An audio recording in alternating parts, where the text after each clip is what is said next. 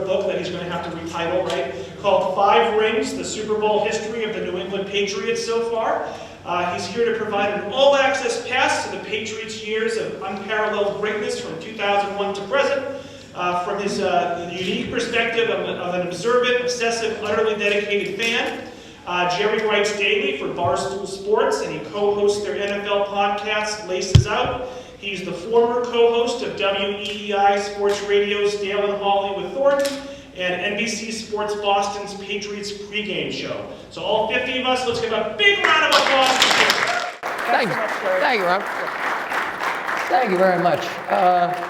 Do I need this thing? I don't know if I need this thing, right? I mean, no one's ever said you're not talking nearly loud enough. I get the opposite a lot. If you, sir, I don't know what you're doing tomorrow, is there a 99 up the street? I'll come back up and we'll talk. Seriously, buy me a couple of, Sam Adams cold snaps and I'm anybody's. I'm like Donkey from Shrek. It's getting him to shut up that's the trick. But anyway, thanks very much for coming out. We rescheduled this thing once or twice because of the weather, and I appreciate like heck everyone coming out. So yeah, and I appreciate Robert's intro. Real quick, a little bit about the things that I've gotten to do. Yeah, I'm with Barstool Sports. If you're not familiar with it, if you're not reading it every day, trust me, your kids and your grandkids are. I guarantee you these guys are.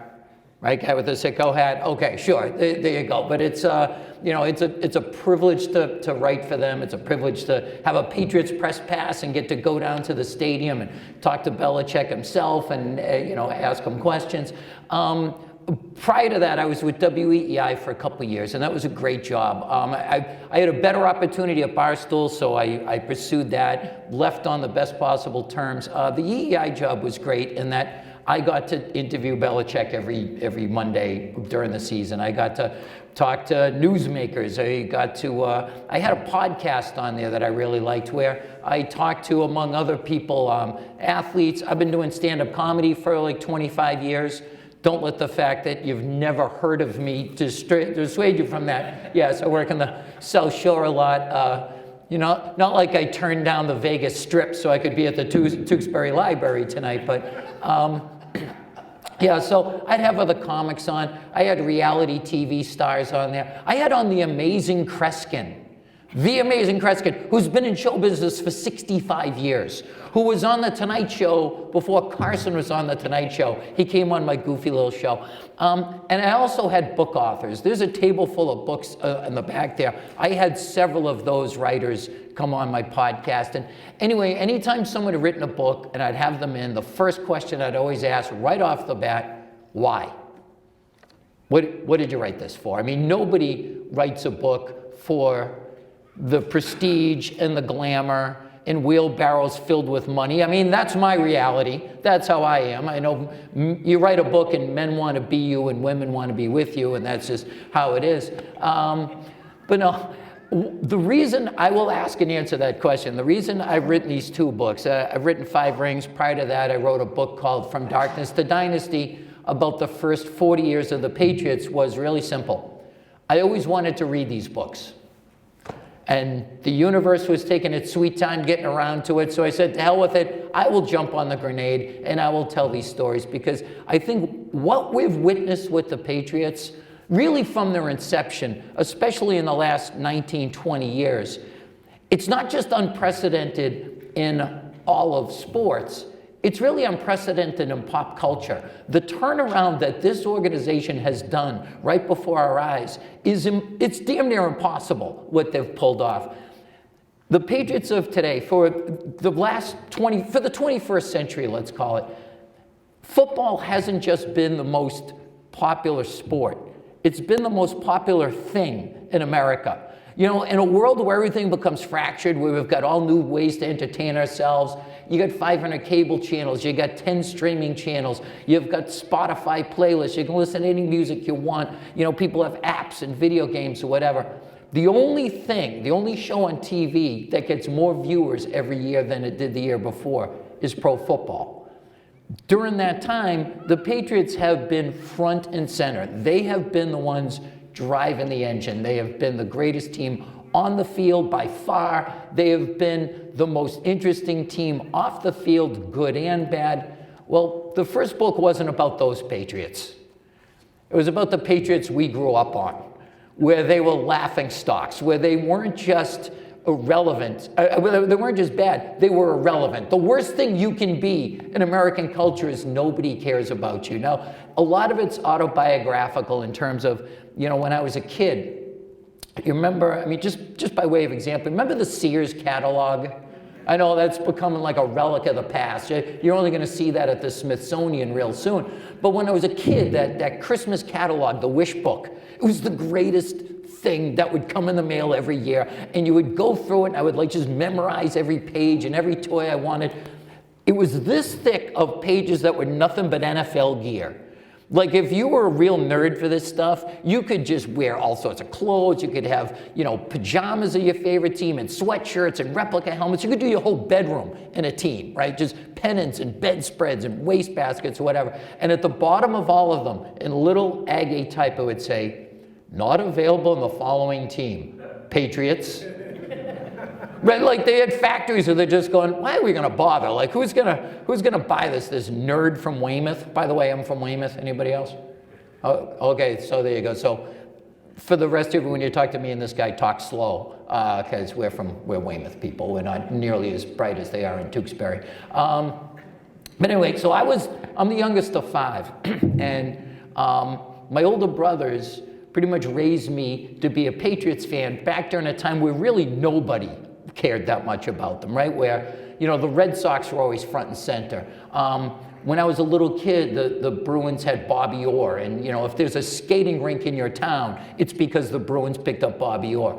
When I was in high school, the Celtics drafted Larry Bird and rebooted that dynasty. And like I said, no one had the Patriots as their favorite team, with the exception of, I think, me and my brothers, as weird as that was to other people. I mean, saying that the Pats were your favorite team then was like someone saying, who's your favorite one of the Three Stooges? And you say, I really like Shemp. Right? They were like, or, thank you for agreeing that Shemp is a nightmare. Like, no one ever tuned into an episode to watch him. Well, I tuned into the Patriots when they were on, because so many of the times they weren't on, because their home games would get like, whatever, 35,000 people on a good day when the weather was good. You couldn't give tickets away. You know, for those home games, I'd be like listening in my room on my clock radio like a loser, while all my friends were out in the neighborhood playing like normal kids. I feel like most of us, the first sporting event you go to is your dad takes you to a Red Sox game, right? I mean, that's kind of that introduction of pro sports, because you can go and it's relaxing and there's no clock and you sit outside on a nice day. My dad passed away when I was 9 years old, so that was never in the cards. Instead, my first event was my brothers taking me to the old stadium in Foxborough. And I remember walking in there, and I'm prepared to be dazzled, right? Like, this is going to be those games like I watch every Sunday. You know, the actual NFL, like the Cowboys and the Steelers and the 49ers and these big breathtaking stadiums. And I walked in there, and I have a vivid memory of we walked up the ramp, and my eyes beheld this sight. And remember that part in Rudy, where Rudy's dad says, this is the most beautiful sight these eyes have ever seen? I said something not quite the same. I said, you know what, guys, I'm just a kid, but even I recognize this place is a dump. Like, right? It was like this concrete toilet seat cover is what it was, right? It was like 4 bleachers of, you know, poured concrete. It was like that Eastern Bloc architecture, right? Remember the aluminum benches that would just like siphon the heat right out of your body through the back of your thighs? Like, if you went to a game in, say, December, your body temperature wouldn't get back to 98.6 till like July of the following year, you know? You'd be like at the beach and go, I think I can take my shirt off. I'm actually warm again, thanks. Remember what a game there was like. It wasn't so much a football game as it was a complete breakdown of societal order, right? It was like Lord of the Flies with goalposts at either ends. They had games there where are infamous to this day. One in particular was the Monday night game that they had, which was rare because Monday Night Football, they have this crazy idea, like, let's put the teams people want to see on at night. That wasn't the Pats then. It's them like every week now, but back then they almost never made it. Well, the Pats found out the hard way that when the game is at 1 o'clock on a Sunday, people hit the tailgate scene and start boozing heavily at 9 or 10 in the morning. And when the game's at 9 o'clock at night, like it was then, people hit the tailgate scene and start hitting the booze heavily at 9 or 10 in the morning. Because it was just chaos. There were people, the game was out of hand anyway, and so people just got drunker and drunker as it went on, to the point where Howard Cosell, back then, stopped talking about the game, and he was just describing the Sodom and Gomorrah unfolding below the press box. And there's a story that it's in the book, it's true, and I thought it might be apocryphal. No, it happened, and it was tragic funny back then, but now it's just total tragic when you look back. There was a guy who was having cardiac arrest. EMT, you know what I'm talking about, you know where I'm going with this. The EMT was working on him and felt something on his back, and he turned around and it was hoping maybe someone was spilling a beer on him. Oh no, that would have been the best case scenario. No, someone was urinating on this guy's back while he's trying to revive a guy. Think about this. We had a game last year where a receiver from the Chiefs ran through the back of the end zone, was mugging in front of the crowd, and someone took an ounce of beer and went like this, and it became national news.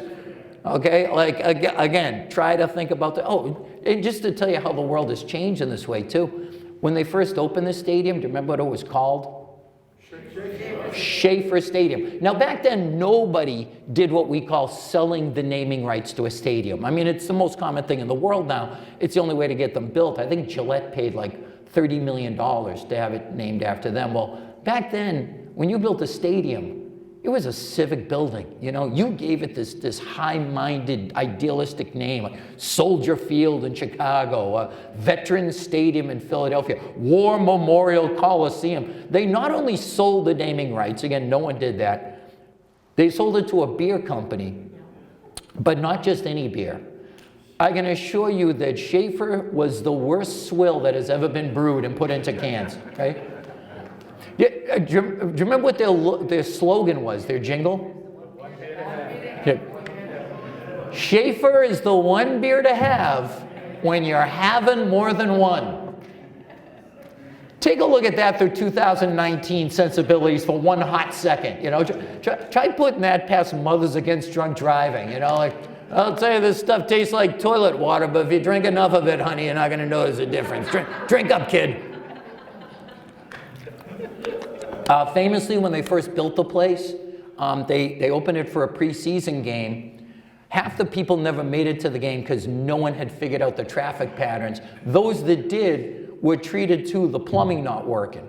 So there's legends of 3 inches of raw sewage everywhere, and people just being directed into empty rooms to go do their business in there, like grown men sitting down in cardboard boxes or whatever. Now, I like history a lot too, and I went to Rome this year, and they talked about how the toilets in the Colosseum worked. They built the aqueduct 2,000 years ago. It's still standing. But in 1971 in Foxborough, Massachusetts, they had no idea. How does plumbing work? So in order for them to have a regular season game there, the Board of Health was not going to allow a soul to walk into that place unless they proved all the plumbing would work.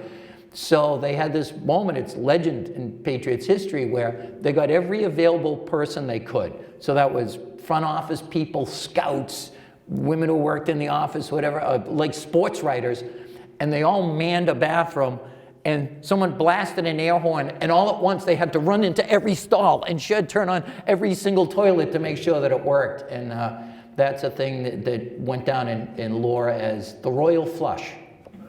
So there we go, that worked. Well, anyway, it all changed, obviously. I mean, I don't want to give away the ending of a book called From Darkness to Dynasty, but I mean, it's right there in the title, how things worked out. I mean, I guess sometimes you can give away the ending of a story. I mean, we all saw Titanic, right? I mean, no one was taken by surprise when the boat went down, right? And sometimes, again, it's in the title sometimes, like Finding Nemo. Spoiler, they find Nemo at the end. I hope I didn't ruin that. Well, this one, I decided in the first book, really where the second book begins, which is that turnaround that happened in 2001, that I say again, is unlike anything that's ever happened maybe in American culture, for them to have gone from completely irrelevant to the top of the world like this.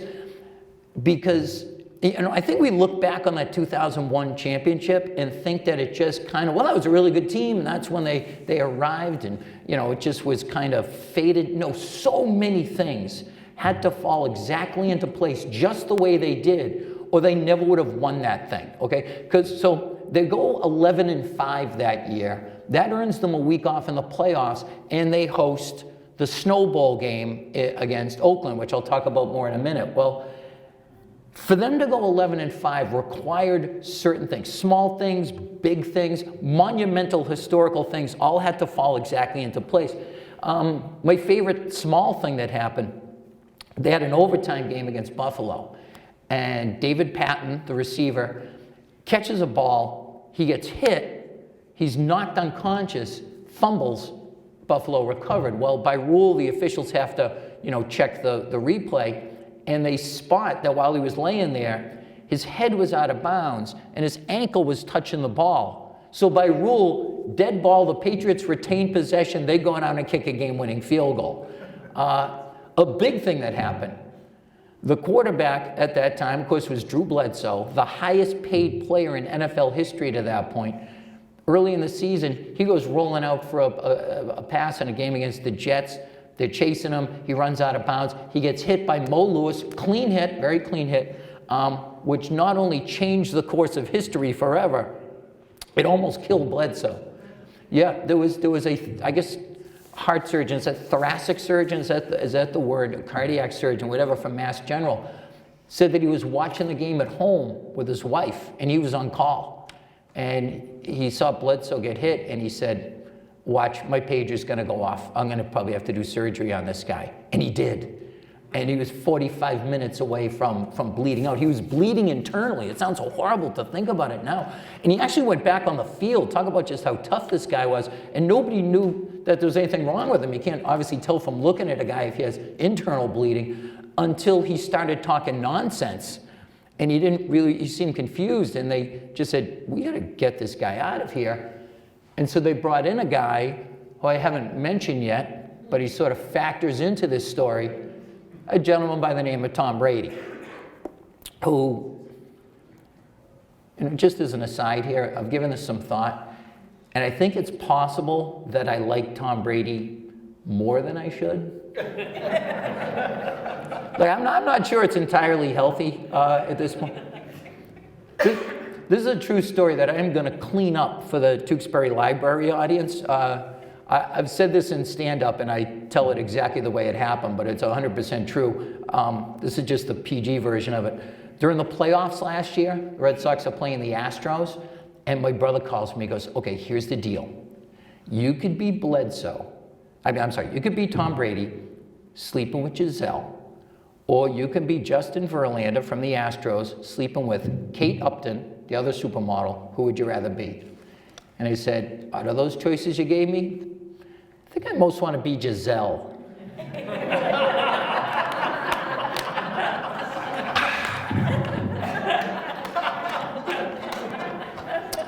It's like, dude, that is the creepiest thing I've ever heard in my whole life. I'm like,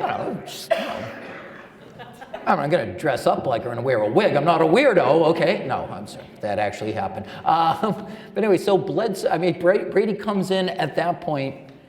Took him a little while to get his feet under, but they started winning, and we will never know, and I hope never to find out, what would have happened if, say, Bledsoe didn't get hurt. Does Brady ever come into a game? Does he come into the game too late in the season to do any good? We'll never know. I mean, again, he was the 199th pick in the draft.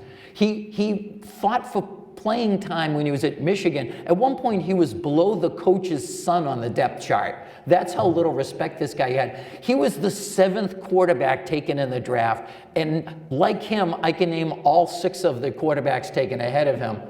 My favorite was a guy by the name of Giovanni Carmazzi. Does that name ring a bell with anyone? It shouldn't, because he's really... Yeah, okay, there you go. Who's most famous for the fact that he flamed out as a football player, and I would never disparage how someone makes an honest living, but he is now a goat herder. Literally, he's a goat herder. And he won't do interviews, so he's a lonely goat herd. Yoda, lady, hoo. Anyway, so a big thing that happened, I mean a monumentally historic thing that happened that affected that season, I don't know how to phrase it, it's not in a positive way because it's just so gut-wrenching and tragic, but it did have an outcome for the Patriots that benefited them, and that's 9/11. Because the schedule was all screwy that year, because it's one of 3 years in the league where they had an odd number of teams. So it was between the new Cleveland Browns and then bringing in the Houston Texans. So because they had 31 teams, one team had to be off every single week. And the Patriots were going to be off the final week of the season. Well, when they rejiggered the schedule, they moved the team they would have played, because obviously they canceled the games at post 9/11. They moved it to the end of the season. The team they were going to play, Carolina, was the worst team in football. Playoff team the year before, by the time the Pats played them, they were 1-14 and about to fire their coach. So they had basically this week off in the playoffs. Instead of then having to go out to Oakland to play them, Oakland comes here, and again, it's the Snow Bowl. What we call the Snow Bowl. What everybody else in the country calls the Tuck Rule game. Right? It's like when you go to health and you mention the Civil War and they go, no, Yankee, we call that the War of Northern Aggression. Well, it's the Snow Bowl, damn it. And it was not only the last game they ever played in the old stadium, because in this perfect kind of metaphor, the new stadium was being built on the hill up above it while they were playing this game. It was the best game ever played in that. And it all came down to a fumble where Brady got hit, the ball came loose, they reviewed it, they invoked the Tuck Rule and got the call right, by the way. Now, quick aside about that. I was speaking to a group, not at all like yourselves a while ago, and this older guy just stood up at this point and he just said, I just want to let you know, on that game, I was working the sidelines. He was one of the guys working the chain gang, and I'm 100% convinced he was legit. He was wearing like old kind of 90s NFL gear, like starter jackets and stuff that were really popular then. And he said, you talk about all the things that had to happen just right for this to go forward. When the official said, okay, it's still Patriots ball, it's not Oakland's, and the Patriots about to line up, these guys on the chain gang said, hold on. It's an incomplete pass, not a fumble. So it's not where Oakland jumped on it. It goes back to the original line of scrimmage, which was 5 yards further up. And the ref's like, oh my gosh, you're right. Okay, thank you. Well, that 5 yards was all the difference because Vinatieri kicks the ball a few plays later, and it's good by 3 yards. So it would have been short if it wasn't for this guy. I said, dude, you're Forrest Gump. Look, you're a witness to history. This is incredible. What an honor it is meeting this guy. You know what, just kind of another quick aside. When I was talking about the old stadium, one of the great moments they had there on a cold game was the snowplow game. Remember that one? Where Patriots were terrible. They were playing the Dolphins. Don Shula's the winningest coach of all time. The score is 0-0 because they're playing on a skating rink. And every time a guy, someone goes to like line up a field goal, their foot comes out from under them. Well, they had a guy working the sidelines with like a John Deere tractor with a big scrub brush. And the coach sent him out onto the field to scrub off a section of the field so the Patriots could kick a field goal. While Don Shula's head exploded like a Cronenberg film on the other sidelines, going, you can't do that. And the officials are like, there's nothing in the rule book that says you can't do it, there's like a Bugs Bunny, like, show me in the rule book where it says an elephant can't play baseball, Well, this guy, another group I was talking to, he says, do you know who drove the snowplow? And I go, oh yeah, I shouldn't remember his name, but I do. His name was Mark Henderson. And he goes, do you know where he was from? I go, yes, he was on work release from Walpole Prison. And the guy says, do you know what he was in jail for? I go, okay, now you've stumped me. He goes, he broke into my house.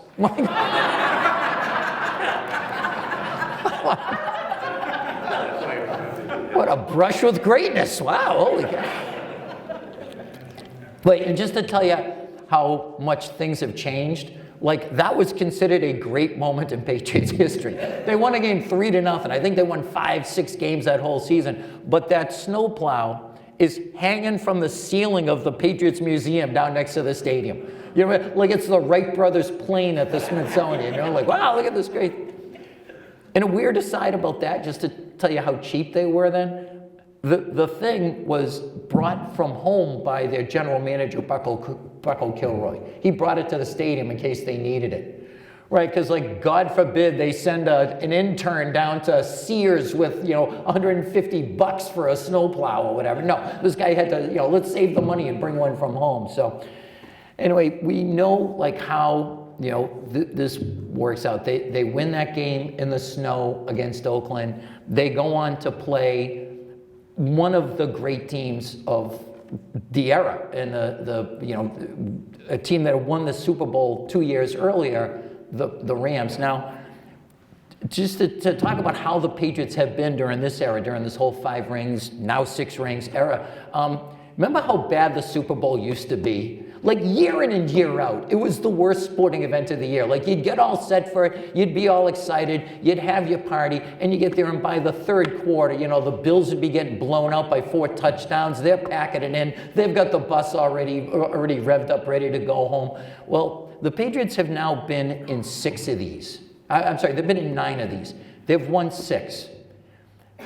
The game last February was 13-3, far and away the biggest spread in any of these games. Like every one that they've played in has come down to a razor-thin margin. I mean, to me, the Super Bowl was always kind of like, you know, this terrible game by the third quarter, you're just going, so what's in this dip? Because this is really good. Oh, quiet, the commercial's on. You know, you talk during the game, but, you know, God forbid anyone misses the real excitement, which is, oh, look, the Dalmatians making friends with the Clydesdale or whatever. Well, every Patriots game has hung on a razor's edge. So starting with that one against the Rams, there had never been a game decided on a score on the final play.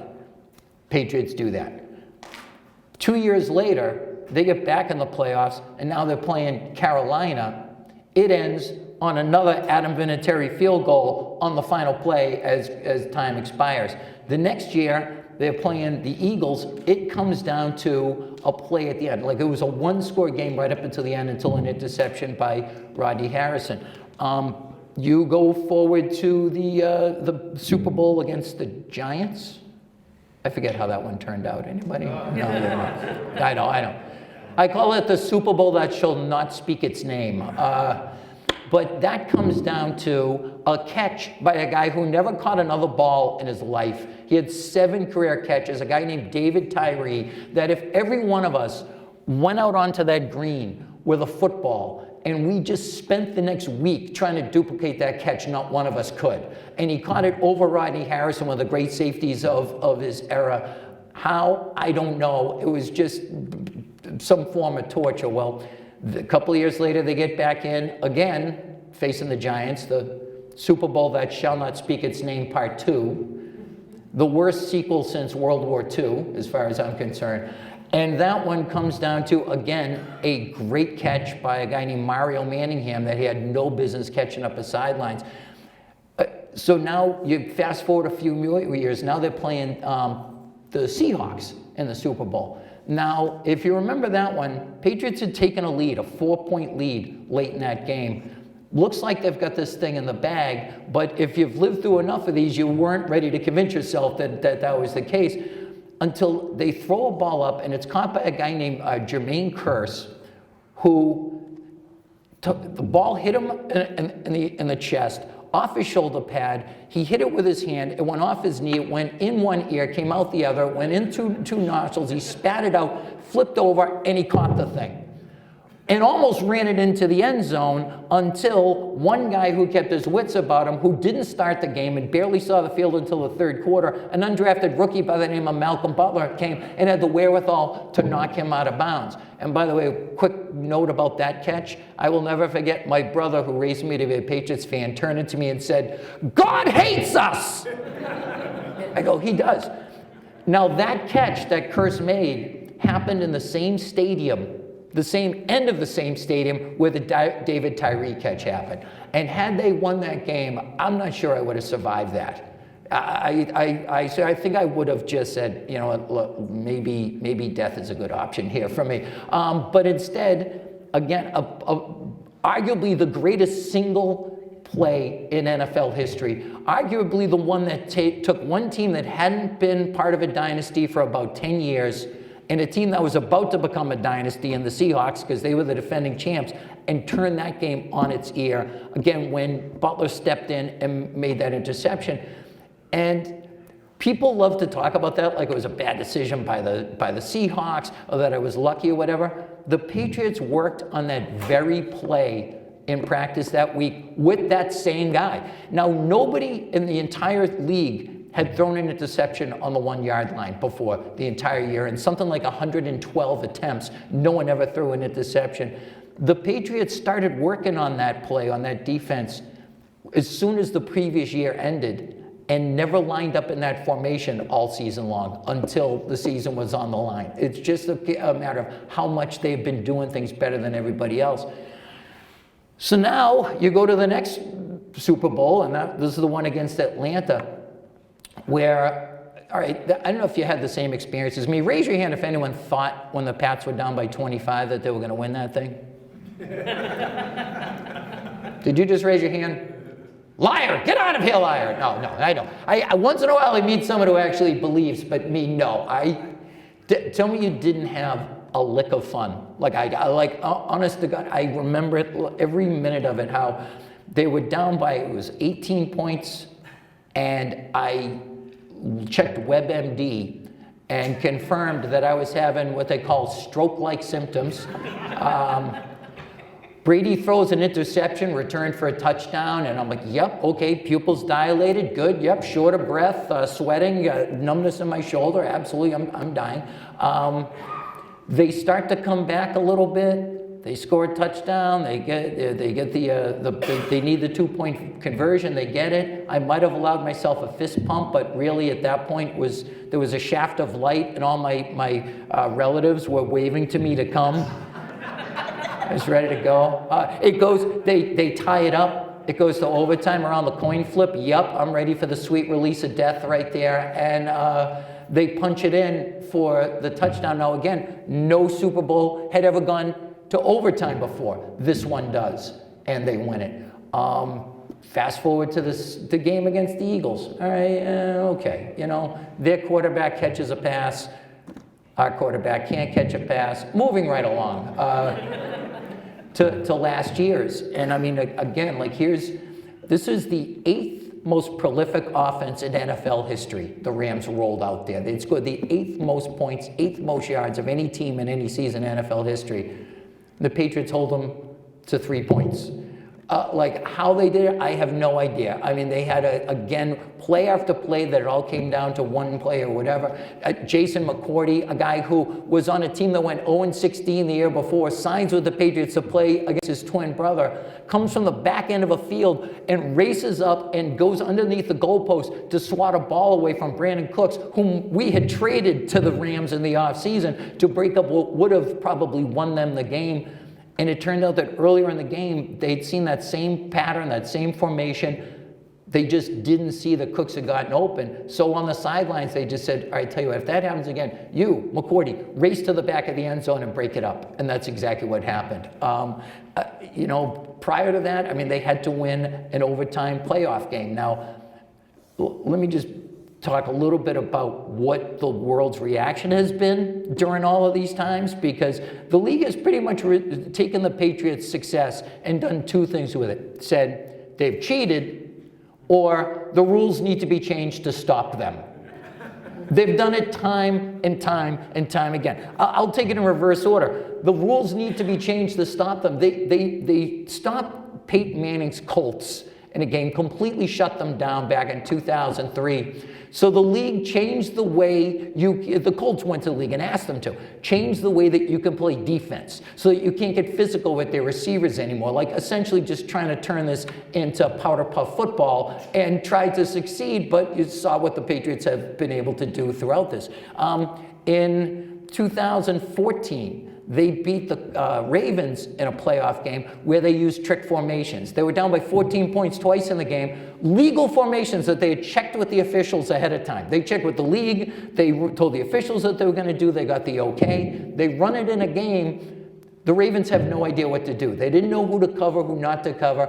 The next time they lined up in it, the official literally pointed at Shane Vereen and said, "Don't guard number 38. Don't guard him." And the Ravens guarded him and left Michael Homenauer wide open for a big score. They went to the league after the season and got it changed so you can't do that anymore. Now this past year, they beat the Chiefs. They win the coin flip in overtime and go down and score the game-winning touchdown. The Chiefs went to the league and are trying to get it now so that both teams get to touch the ball in overtime. Reverse that for a second. Tell me what the reaction would be around the country if Belichick went to the Rules Committee and said, it's not really fair. I mean, Tom Brady never got to touch the ball. The other guy got to touch the ball. It's not fair. To the point where now they're talking about eliminating the coin flip in overtime, too. Apparently, the Patriots have an advantage. That he's using the dark side of the force to make it heads when they call heads or whatever. But again, the bigger issue, even more than the rules, I'm going to start to wrap this up soon, but I can't talk enough about the cheating. You guys might remember a little thing by the name of Deflategate. Not even the beginning of this. It all started 2007, Spygate, where they pointed a camera at the Jets sidelines. To be clear, you can point a camera at the sidelines, but there's a designated area where you can point the camera at the sidelines from. There's 70,000 people with video recorders in their pockets, but the Patriots were like, their guy stood over here when he was only allowed to stand over here. Basically, he parked in the red zone, and they treated it like mass murder, to the point where they took away draft picks, they fined them. Everything they've done since then has been like an allegation of cheating. They've had visiting coaches. Tony Dungy of the Colts insists that when he would come to Gillette, he would hold meetings out in the hallway because he thought they had listening devices in the locker room. Right, like Colonel Klink's office in Hogan's Heroes, right? Yeah, they've got a coffee pot in the office where they're listening to it on. They've had people say that, if you know the configuration of Gillette, on the other side of where the lighthouse is, there's a CBS Scene restaurant with a big electronic billboard. ESPN wrote an article where they said that is angled so that the Patriots sideline can see it so they know whether to challenge a replay or not. Couple things about that. One, no, it's not.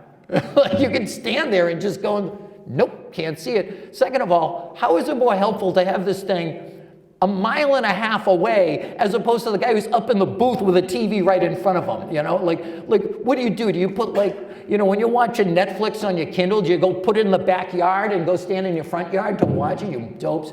But again, it's that Patriots derangement syndrome. It's that paranoia that everything they do is cheating. And Deflategate's just the best out of all of them. I can't get enough of it. I was part of a documentary called 4 Games in Fall that talked about this. It was law professors, it was an MIT physics professor, and one idiot in a Patriots sweatshirt standing in an Irish bar saying that Roger Goodell is the punishment for the sins of mankind. That was me. Yeah, and it's laughable. And the best thing about it is it blew up in Roger Goodell's face like a cartoon cigar. This was their chance to get the Patriots. A thing that could be disproven with an 8th grader's science fair project about the ideal gas law and how everyone, when it's cold, air gets compressed and loses pressure. That's why every one of us had to go to the gas station at least 4 times this winter because the red light came on our dashboards, but they couldn't figure this out. And their whole reaction to this was, we got to punish the Patriots, we got to suspend Brady, we got to take a draft pick away, and we're going to inspect all the footballs from now on. We're going to inspect them, we're going to measure them, we're going to be very transparent, we're going to put all those facts and figures out there, we're going to get to the bottom of this once and for all. Anyone remember those figures coming out? Anyone remember the league mentioning it again? No, I thought that they'd be bringing the footballs onto the field in a Brinks truck surrounded by armed guards, right? But a game happened the very next season. It was at Gillette. The referees got to the stadium, and who's got the footballs? What? I thought you had them. No, I thought you had them. They left them in the hotel room in Boston. I'm not making this up. They had to get the concierge to break into the room and get the bag of footballs and have the state police bring it down to the game. Look, what happened to these are the most important things in the world? A Patriots employee had them in the men's room for 90 seconds. Good Lord, who knows what diabolical scheme he was doing in there? But no, it's because nobody would have cared if it was any other team. Other teams have done similar things, and there was no reaction at all. It's just because the Patriots are so polarizing and so hated and so despised, and I've come to love it. It was weird. It was weird for me that it go from being this like irrelevant team to Cinderella, America's sweetheart for like a year, and then turn into, Darth Vader. But I just learned to embrace it. And the fact that everybody hates them has just, I think, galvanized us. It's been an amazing thing to see. I used to be worried about us being become complacent. We're owed this, like Yankee fans. I never felt like they really enjoyed it as much. They're just, we're supposed to win, and when they lose, they want everybody fired. I'm afraid we'd get this way, except the way the rest of the country despises them makes me, all of us, I think, just love them that much more. And defending the wall is the metaphor that I've been using forever, and it applies, and it never stops. And it's been amazing. So it's been a great journey. It's been amazing to get to come and be a part of it and be able to tell the stories of this, the controversies, the good things, the bad things, the Rob Gronkowski stories, like how they've been able to turn this whole thing around, and mostly to meet other like-minded Pats fans. And I'll just leave it with this, and I'm happy to take comments and questions.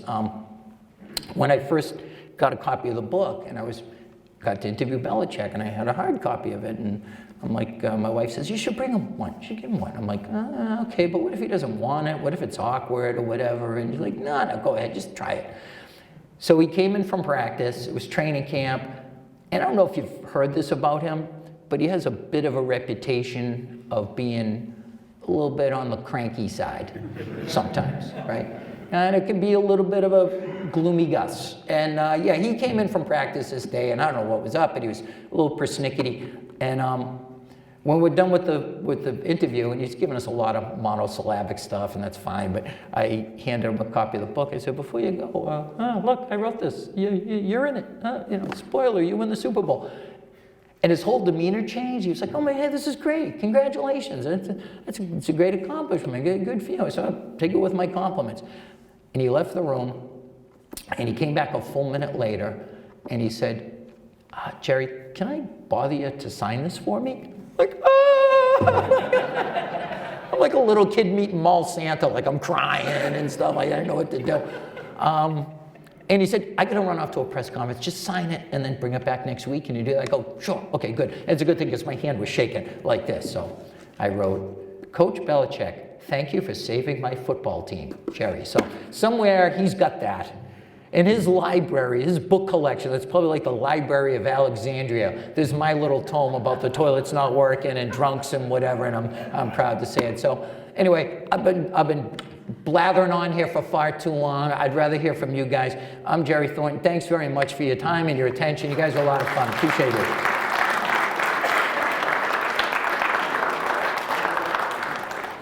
Who's got something for you? Yes, sir, in the back, in the glasses. How much does the coach Parcells have for helping change the culture or decide to try to turn around the culture? Yeah, that's a great question, and it's it wasn't a total upward curve with him. There were a couple bumps on the road in the short time he was here, but it was night and day. He came here, and this team was just at absolute rock bottom, and the fact that they hit rock bottom when they did was weirdly perfect because they had a bad owner, and I get into it in the first book, who was forced to sell by the league because he was just such incompetent, and he sold to this guy who brought in Bill Parcells. Parcells immediately cleaned house, kept a couple people just in ceremonial roles, but everyone knew who was running the show here. And brought actual football and brought in players who were serious about it, and they stopped being a laughingstock the day that he got here. And so his second year, they go to the playoffs. Third year, they regressed badly. They went back to like 6-10, and he, by his own admission, was kind of out of shape and maybe not into it, and was debating whether to retire or whatever. And during that time, the team was about to be sold. The worst day of my life as a sports fan.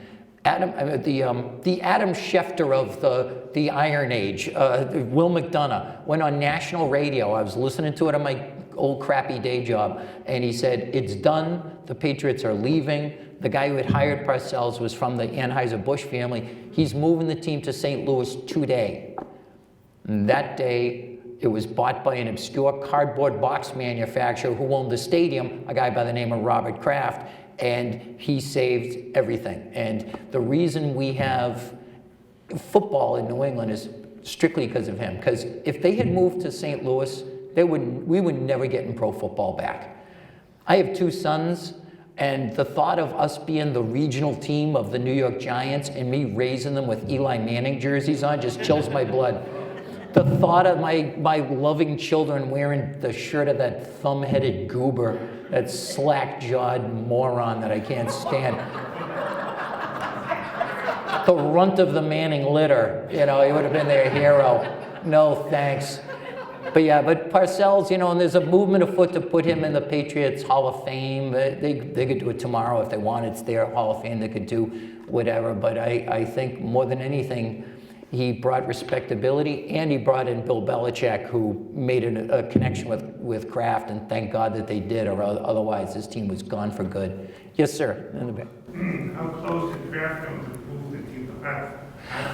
Yeah, you know what? I got to speak to him personally about that one time, because I told him the story I just told you about, like the day he went to move it, and he had the greatest sweetheart deal in the history of sweetheart deals. It was a boondoggle. The ones who were going to get screwed in that one were going to be the taxpayers of Connecticut, because they not only were building the stadium, they weren't going to charge him rent. He was going to pay like $1 in rent, and if they didn't sell out, the state was guaranteeing them the difference between the tickets they sold and a sellout. So he couldn't lose. Instead, he built that stadium with his own money. Like, no tax money went into it, just for the, infrastructure, the sidewalks, whatever. And he didn't charge the fans what they call personal seat licenses, where you have to put up like a, $15,000 bond just for the right to buy tickets.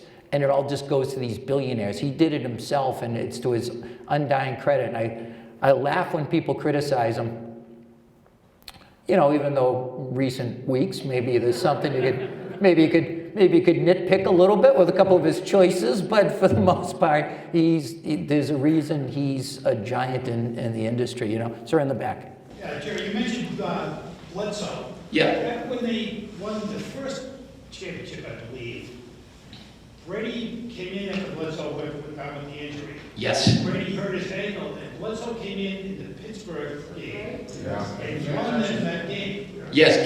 So Bledsoe. Oh, positively, yeah. He was a side character who played a critical role, who should have won Best Supporting Actor for this year. Yeah.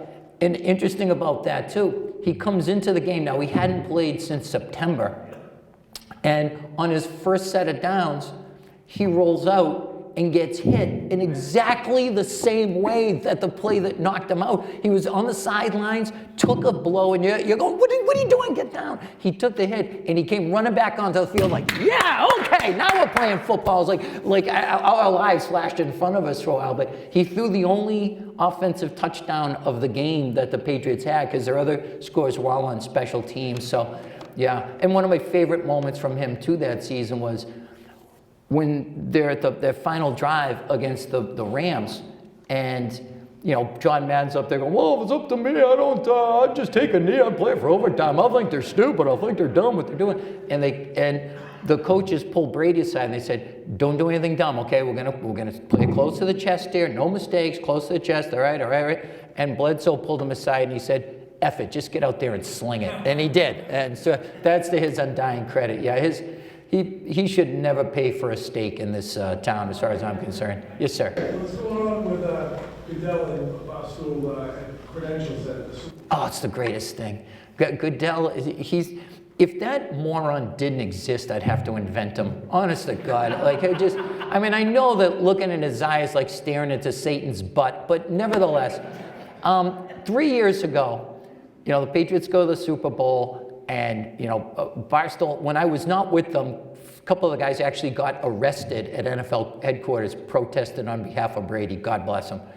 And if I had been working with them, I would have gone down to New York to get arrested with them. And let's face it, the way I look, I wouldn't last a minute in a Manhattan lockup. You know, I would have been the belle of the ball.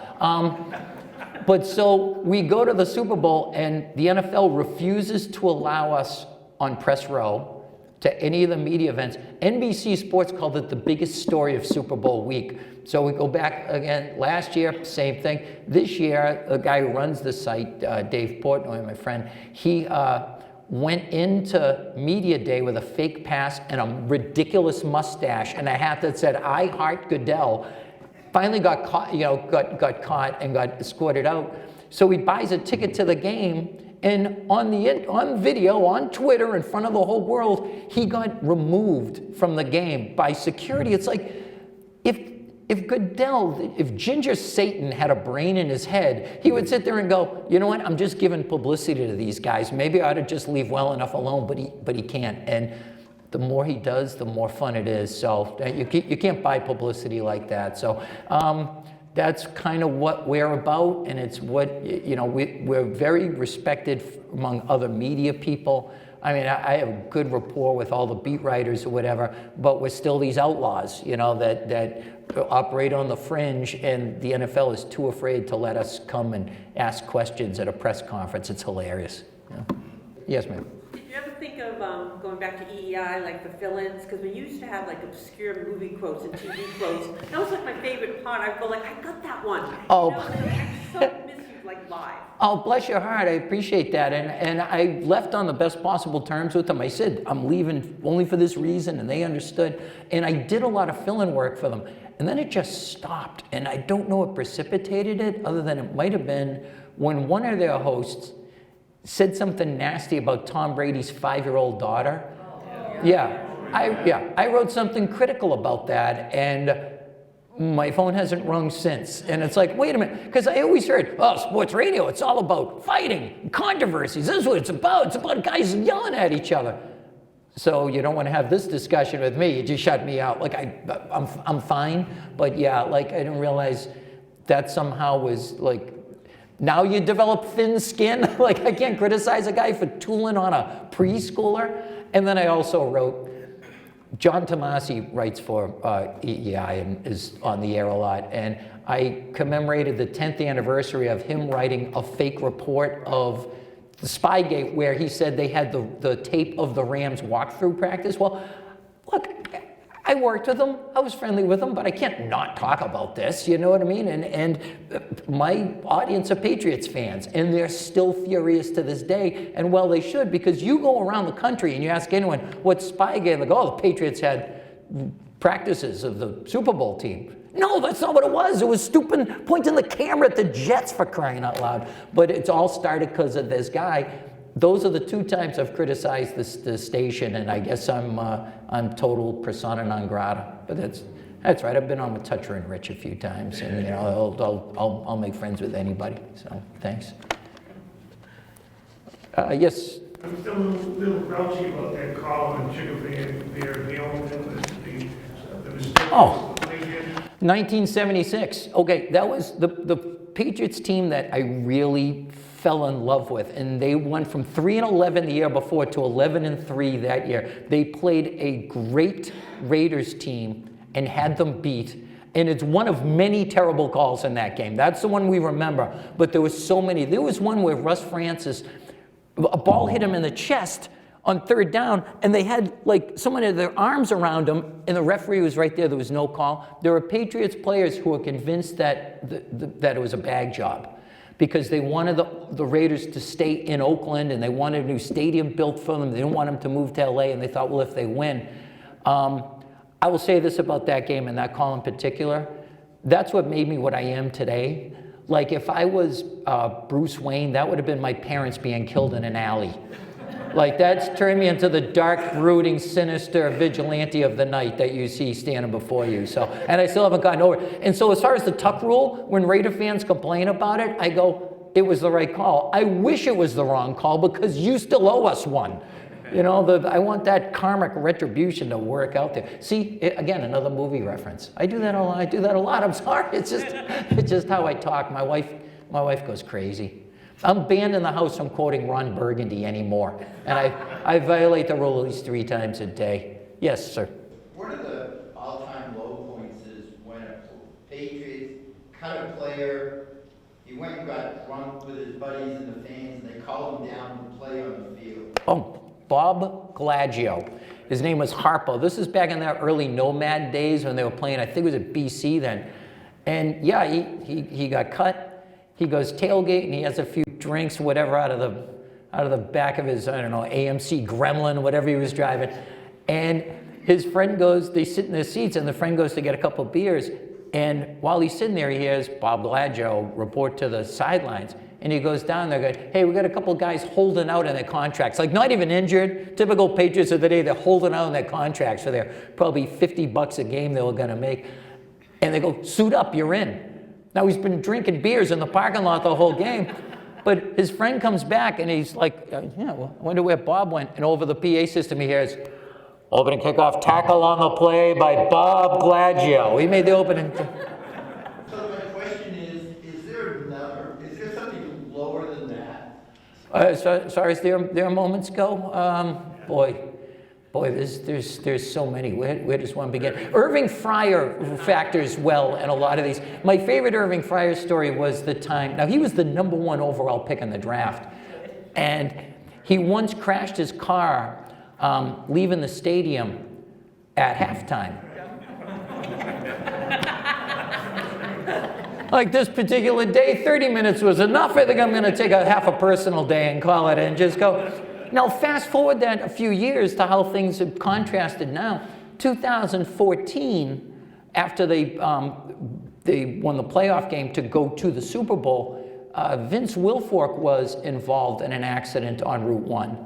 Meaning he came upon the scene of this woman, her SUV had been flipped over. He's got his wife and kids in the car. He reaches in and pulls her out to safety. Like after winning the AFC Championship game, he probably saved this poor woman's life, but back in the day, that would have been our top receiver and #1 pick in the draft in that shattered car. So, God, so many stories like that. Yes, sir. Oh, sure, yeah. Well, McDonough got into a fist fight with Raymond Claiborne, who's now in the Patriots Hall of Fame, by the way, and punched him out. And I always remember like the news footage of that. It was right in the aftermath. And it's like, why couldn't you swung that camera around? I would have loved to have seen it, but you know, professional athlete versus a middle-aged man from Southie. Southie wins, yeah, in a technical knockout. Look, genuinely, this is not just some cursory, perfunctory thing I'm saying. Genuinely, it means a lot that you'd come out, and more than anything, thanks for making it fun. It's always a great time to come up here and talk to you guys. So I'm Jerry Thornton. Enjoy. You know?